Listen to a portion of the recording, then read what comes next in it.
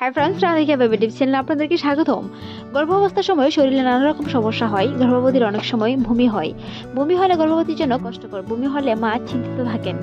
বমি হলে কি করণীয় অনেকেই জানতে চেয়েছেন, তাই আজকে তুলে ধরবো এই ভিডিওর মাধ্যমে গর্ভবতীর বমি করলে কি করবেন ঘরোয়াভাবে, কিভাবে মোকাবেলা করবেন ইত্যাদি। আশা করছি ভিডিওটি মনোযোগ সহকারে দেখবেন। তো কথা না বাড়িয়ে চলুন মূল আলোচনায়।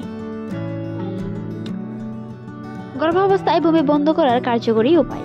আপনি যদি বারে বারে বমি করে থাকেন, তবে সেক্ষেত্রে আপনার শরীরের প্রয়োজনীয় লবণ এবং খনিজগুলোকে ধরে রাখার জন্য প্রচুর পরিমাণে পানি অবশ্যই পান করতে হবে, বা প্রচুর পরিমাণে পানি পান করার চেষ্টা করুন।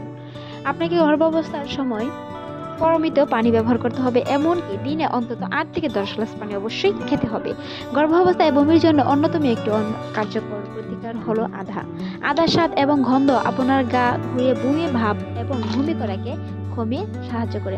আদা হজমের উন্নতি ঘটায় এবং পাকস্থলীতে অ্যাসিডিটিও কমায়। বমি করা দূর করতে এটিকে ভিন্ন উপায়ে গ্রহণ করা যেতে পারে। তাছাড়াও গর্ভবতী মায়েদের বমির ভাব কমাতে রয়েছে কমলা লেবুতে রয়েছে সাইট্রাস অ্যাসিড, যা ঘ্রাণ আপনার বমি ভাব কমাতে সাহায্য করে। বমি এবং বমি ভাব কমানোর জন্য দইয়ের এক অদ্ভুত ক্ষমতা রয়েছে।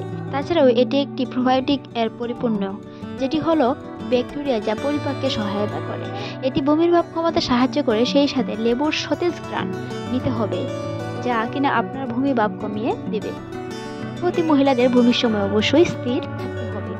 গর্ভবতী সকালে বমির ভাব হতে পারে। বেশিরভাগ গর্ভবতী মহিলারই সকালেই বমির ভাব হয়ে থাকে। মর্নিং সিকনেস বেশিরভাগ গর্ভবতীর প্রথম বৈমাসিক অনুভব হয়। এটি সমগ্র গর্ভাবস্থা জুড়ে অনুভূত হতে পারে। গর্ভাবস্থায় বমি হওয়াটা স্বাভাবিক, এ নিয়ে দুশ্চিন্তার কোনো কারণ নেই। তো ভিডিওটি এই পর্যন্তই। ভিডিওটি ভালো লাগলে সাবস্ক্রাইব করে পাশেই থাকুন। এতক্ষণ দেখার জন্য আপনাকে অসংখ্য ধন্যবাদ।